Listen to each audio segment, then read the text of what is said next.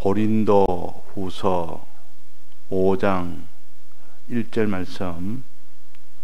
만일 땅에 있는 우리의 장막집이 무너지면 하나님께서 지으신 집 곧 손으로 지은 것이 아니요 하늘에 있는 영원한 집이 우리에게 있는 줄 아나니 과연 우리가 여기서 탄식하며 하늘로부터 오는 우리 처소로 더딥기를 간절히 사모하노니 이렇게 입으면 벗은 자들로 발견되지 않으려 함이라. 이 장막에 있는 우리가 짐진 것 같이 탄식하는 것은 벗고자 함이 아니요 오직 더딥고자 함이니 죽을 것이 생명에게 삼킨 바 되게 하려 함이라. 곧 이것을 우리에게 이루게 하시고 보정으로 성령을 우리에게 주신 이는 하나님이시니라. 네.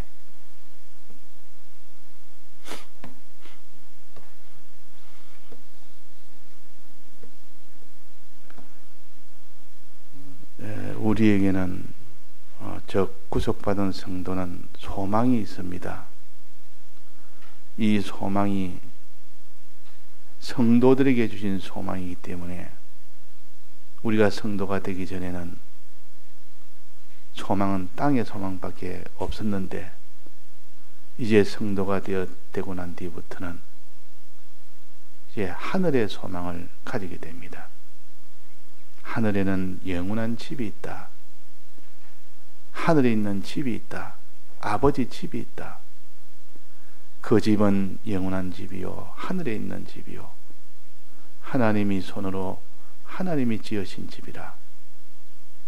그 집은 지극히 크고 영광스럽고 존귀하고 부요하고 강한 그런 집이라. 이것을 우리의 소망으로 삼아 사는 그 사람이 될 때 이 땅의 것은 자기를 침노하지 못합니다. 하늘의 것을 지금은 소망하는데 땅의 것 가지고 아무리 미혹을 하고 핍박을 해도 소망은 지금 땅에 있지 않고 하늘나라에 있기 때문에 그런 것에 비동을 받지를 않습니다. 그러나 소망이 없으면 이 땅에 조그마한 거 하나라도 크게 마음이 기울일 수밖에 없고 그 조금 어려움이 오면 어려움에 그것 때문에 다 사람이 낭망할 수밖에 없지만은 소망이 있는 자에게는 아무리 좋은 것 보여줘도 그게 비동을 안 받습니다. 아무리 이런 고통의 어려움이 와도 그것 때문에 낭망치 않습니다. 왜 그렇습니까? 소망이 있기 때문에. 소망은 어떤 소망입니까? 영원한 하늘나라 집이 있다는 소망. 우리가 영원히 갈 수 있는 제일 좋은 집, 제일 좋은 집. 길이는 영원하지. 그 모든 부요와 존귀와 지위는 하늘처럼 높지. 또 그것은 하나님이 지으신 집이라 든든하고 안심할 수 있지. 완전한 나라지. 그러니까 하나님이 지었기 때문에 이 보정이 되는 겁니다. 집도 누가 지었느냐? 이 제품은 어느 회사에서 만들었냐? 그 회사를 보면, 만든 회사를 보면 야 이거는 믿을만하다. 야 이거는 참 믿을만하다. 그러니까 메이커 있는 것이 큰 회사에서 제일 많이 생산이 되고 팔리는 이 제품은 수십 년 동안 팔린 제품은 그래도 이거는 보정할 만하다. 믿을 만하다. 어디에서 만들었기 때문에. 이런 것처럼 하나님이 지으신 집은 우리는 안심할 수 있는 집이요. 하나님이 지었다. 완전자가 지었다 그 말. 전능자가 지었다 그 말. 우리를 사랑하시는 그분이 지었다 그 말이에요. 그러니까 하나님의 손으로 지은 집은 우리는 그 집은 안심하고 살 수가 있습니다. 하나님 아버지가 집을 하나 주어서 이 집에 살아라 이러면 하나님 아버지가 주었기 때문에 믿을 수 있지만은 누가 아무것도 모르는 사람이 어느 날 갑자기 큰 집을 하나 줍니다. 그 좋아서 덮벅 그 집에 자기 집이라고 살면 뭔가 그 사람은 믿을 수 없는 사람이라 뭔가 그게 쾌락에 말릴 수 있고 그 뒤에 보니까 오히려 그 집을 가진 것이 큰 화가 되는 그 집의 삶으로 결국은 화를 받는 그런 일이 될 수 있지만은도 그러나 우리 하나님 아버지가 지었다. 완전한 자요. 그분이 우리 아버지요. 그걸 아버지 집이라. 아버지 집은 보증할 만합니다. 믿을 만하다 그 말이에요. 하나님의 손으로 지은 집은 우리는 거기는 우리를 위한 집이요. 확실한 집이요. 그래서 우리는 하나님이 지으신 집, 곧 손으로 지은 것이 아니요 하나님의 손으로 지으신 집이라.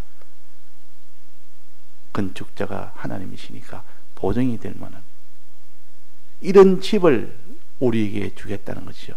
우리 성도들에게 주겠다. 구속받은 우리들에게 너희들에게 주겠다. 근데 이 주는 것은 조건 없이 줍니까? 무슨 조건을 붙여서 줍니까? 집은 크게 두 집이 있는데 하나는 우리의 집이 있고 하나님의 집이 있습니다. 우리의 집과 하나님의 집. 하나님 집은 영원한 이 집을 말하고 하늘에 있는 영원한 집을 말하고 우리의 집은 뭡니까? 우리가 집이 되어 있는데 영과 육이 그것이 집입니다. 영도 집이요 육도 집입니다. 집이라면 그 안에 살 때 그것이 집이 되는 겁니까? 하나님이 우리 속에 살 때 우리는 하나님의 집이 되는 겁니다. 우리가 하나님의 집이 된다면 하나님이 우리 영 속에 사니까 그러니까 영은 하나님의 집이라. 영은 이미 완전 구원을 받았기 때문에 하나님이 영원히 갈 수 있는 집이 되었고 우리의 육은 즉 심신은 하나님이 약속으로 주신 집이요 소망으로 주신 집이요 조건부 하나님의 집입니다. 아직은 완전한 집이 되지 않았습니다. 다만 조건부로 내가 내 마음속에 내 몸속에 내 소유 속에 내 생명 속에 내가 거하고 싶은데 내가 내 마음속에 거하고 내가 너의 몸속에 거하고 내가 너의 소유와 너의 생명 속에 거할 수 있는 그 집이 된다면 영이 존귀하게 된 것처럼 내 육이 존귀하게 된다. 그러나 이것은 내게 조건부로 주겠다. 조건부. 내가 거할 수 있는 이런 깨끗함이 되어야 되고 의롭게 되어야 되고 선하게 되어야 된다. 요 세 가지가 있어야 된다. 요 세 가지가 없으면 내가 거할 수가 없다. 더러운 곳에는 난 거할 수 없고 의의가 없는 곳에는 거할 수가 없고 악이 있는 곳에는 거할 수가 없다. 그래서 더러움이 없는 거룩한 곳이 되어야 되고 또 의가 있는 곳이 되어야 되고 또 악이 없는 이런 선이 있는 곳이 되어야 된다. 이 세 가지가 있어야만 내가 거기에 거할 수가 있는 성전이 된다. 내 마음에 내가 거하고 싶다. 너의 몸에 거하고 싶고 너의 소유에 너의 생명에 거하고 싶은데 죄가 있으니까 나는 거할 수가 없고 불의가 있으니까 거할 수가 없고 악이 있으니까 거할 수가 없는데 그러나 내 속에 죄를 다 도말하여 거룩한 자가 되고 의가 있는 자가 되고 하나님과 화친 된 자가 되면, 선이 있는 자가 되면 내가 거기는 거할 수 있는 성전이 된다. 그래서 고린도전서 3장 17절에 보면 누구든지 하나님의 성전을 더럽히면, 16절에 보면 너희가 하나님의 성전인 것과 하나님의 성령이 너희 안에 거하시는 것을 알지 못하느냐. 누구든지 하나님의 성전을 더럽히면 하나님이 그 사람을 멸하시리라. 하나님의 성전은 거룩하니 너희도 그러하니라. 우리의 심신은 하나님의 성전이요, 영은 이미 성전이 완전히 됐고, 우리의 성전은 약속으로 성전이 됐고, 그래서 우리는 하나님의 완전한 성전이 되기 위해서는 거룩함이 있어야 되고, 의로움이 있어야 되고, 하나님과 화친된 선함이 있어야 된다 하는 겁니다.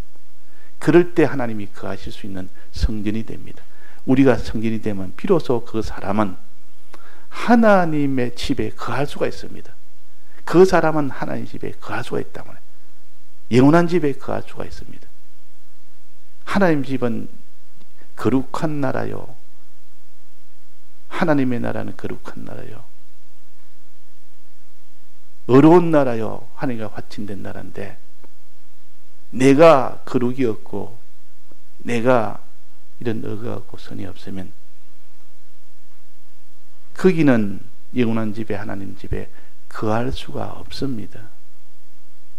그래서 여기서 우리에게 말씀하시기로 너가 하나님의 성전이 되면 너는 내 집에 거할 수가 있다.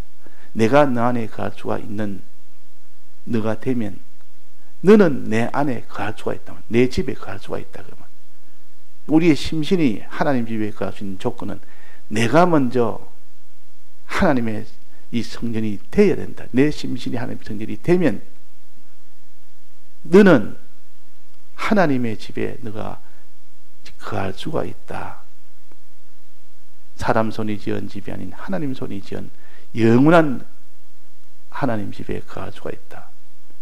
그래서 우리의 심신은 조건이 봅니다. 우리의 영은 조건이 없습니다. 이미 다 이루어졌습니다. 그러니까 영에 대해서는 우리가 안심하고 완전히 되어 있기 때문에 하나님의 성전이 이미 되었습니다. 영은 하나님 성전이 되었기 때문에 우리는 영원한 아버지 집에 가는 것은 확정이 되었습니다. 변동이 없습니다. 이것은. 그러나 우리의 심신은 소망으로 줬고 약속으로 줬고 조건부로 줬기 때문에 우리가 하나님의 성전이 되어야만 그 다음에 우리가 하나님의 집에 거할 수가 있다. 그 말입니다. 거할 수가 있다. 그래서 우리의 마음도 하나님이 거하실 수 있는 성전이 되도록 해야 되고, 우리의 몸도 하나님이 거하실 수 있는 성전이 되어야 되고, 우리의 소유도 우리의 생명도 하나님이 거하실 수 있는 그런 성전이 되면, 즉 깨끗하게 되면 그 말이에요. 어렵게 되면 그 말입니다. 하나님과 화친된 이 선한 것이 되면 비로소 하나님이 우리 속에 거하면서 동시에 우리의 육이 이제는 하나님의 영원한 집에 거할 수가 있다는 겁니다. 자, 그래서 우리는 영원한 하늘에 이 집을 거하려면 어떻게 되느냐? 그것을 가르쳐 여기에 무너질 이 장막집 위에다가 영원한 처소를 덧입으면 된다. 덧씌우면 된다. 그러면 덧입다면 옷을 비유한 겁니다. 그러니까 집을 비유한다면 덧씌우면 됩니다. 원래 있던 집 위에다가 새 집을, 영원한 새 집을 탁 위에 씌우면 또 옷을 덧입는 것과 같이 원래 있는 옷 위에다가 그 위에다가 새 옷을 새로 덮어 씌우면, 덧입으면 그러면 그 사람이 이제 새 사람이 되는 것처럼 집도 옛 지금 있는 무너질 장막집 위에다가 어떻게 합니까? 영원한 집을 거기다가 딱 덮어 씌워버리면 됩니다. 그러면 그 안에는 어떻게 되겠습니까? 안에는 그 무너질 장막집이 그대로 안에서는 그 역할을 잘 해서 영원한 집을 딱 자기 집으로 되도록 하는 그런 역사가 일어납니다. 그 안에서는. 그 안에서. 그렇게 되지 않으면 그 영원한 집을 받을 수가 없다는 거죠. 그러니까 원래 있는 무너질 장막집에 그것이 역할이 있는 겁니다. 그 역할을 해야만 무너질 장막집을 가지고 그걸 그냥 버릴 것이 아니고 그걸 잘 역할을 하면 그것으로 인해서 영원한 장막집을 덮어 씌울 수가 있는 겁니다. 그 영원한 장막집이 자기 집이 될 수가 있도록 하는 겁니다. 그러니까 이 땅에 사는 동안 무너질 몸이나 마음이나 소유나 이 생명이라는 것은 중요하다 그 말입니다. 이 중요한 건데 어떻게 그것을 역할을 해야 되느냐? 무슨 역할을 해야 되느냐? 내 마음이 무슨 역할을 하며 몸이 무슨 역할을 하며 내 소유와 내 생명은 무슨 역할을 해야만 무너질 장막집이지만은 역할을 잘하면 그 위에 영원한 집을 딱 덮어 씌워서 영원한 집이 자기 집이 되도록 그렇게 할 수 있는 그걸 가르쳐서 하늘에 있는 처소로 더딥기를 그래서 하늘에 있는 처소로 더딥기를 간절히 사모하노니. 자, 그러면 어떻게 하면 됩니까? 무너질 장막집 가지고 네 가지 좀 무너질 장막집 가지고 어떻게 하면 됩니까? 어떻게 하는 것이 더딥는 겁니까? 더 씌우는 겁니까? 옷을 말한다면 더딥는 것이요. 집을 말한다면 더 씌우는 것이요. 그것은 생명에게 삼키면 된다. 그렇습니다. 그 뒤에 또 비유로 말씀하죠. 생명에게 삼키어지면 된다. 하나님에게 삼키어지면 된다. 주님의 이 피에 삼키어지면 되고 주님의 이 진리와 성령에 삼키어지면 됩니다. 이 생명은 세 가지 아닙니까? 피와 진리와 성령. 이 세 가지에 삼켜지면 그 죽을 것이 생명에 삼켜졌으니까 그 죽을 것이 죽지 아니할 것도 다 변화가 되어버리면 이것이 영원한 집을 자기 집으로 만들 수 있는 유일한 길입니다. 그러면 우리의 마음이 생명에 삼켜지면 됩니다. 우리의 몸이 생명에 삼켜지면 됩니다. 우리의 소유가 생명에게 삼켜지면 됩니다. 우리의 목숨이 생명에 삼켜지면 됩니다. 근데 사람들은 크게 삼키기 싫어서 나는 내대로 삼겠다. 그 생명에 삼키는 것이 싫다. 그래서 삼키기를 싫어해서 삼키지 않으면 그냥 무너질 장막집은 무너져서 그냥 끝이 나버리고 영원한 하늘의 집은 더딥지를 못합니다. 그러나 생명에 삼키면 된다. 즉 주님의 피에 내 마음이 다 삼키고 몸이 삼키고 소유가 다 삼켜지고 또 내 목숨이 그게 삼켜지면 전부 것은 다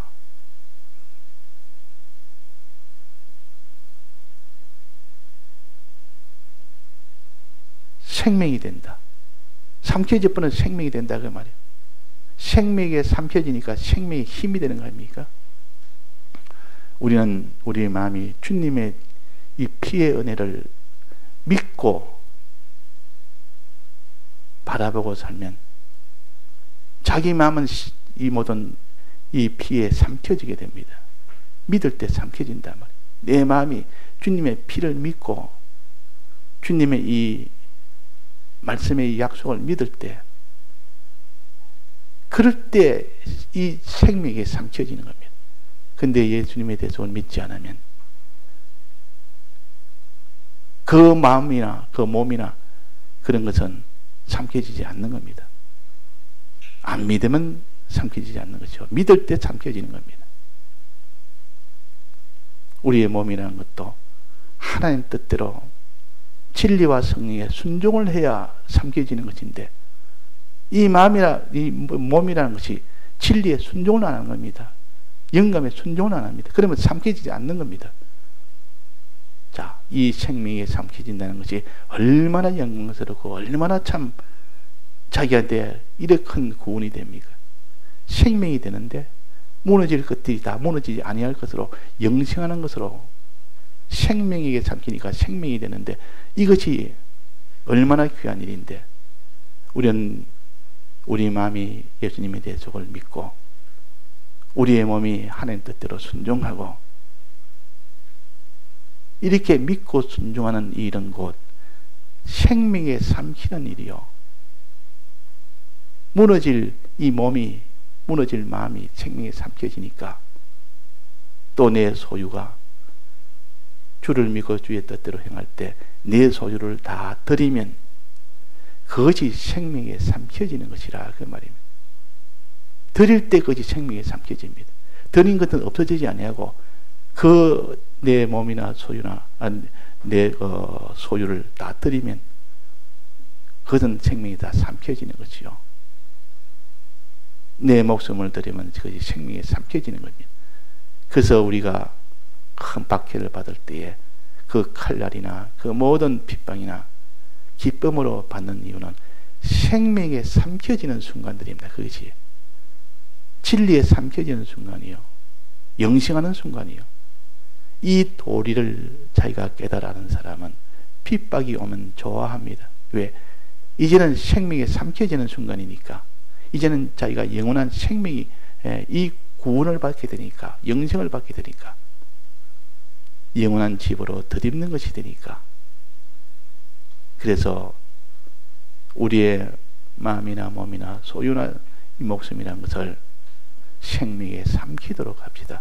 그러면 다 생명화 되어버립니다. 생명화.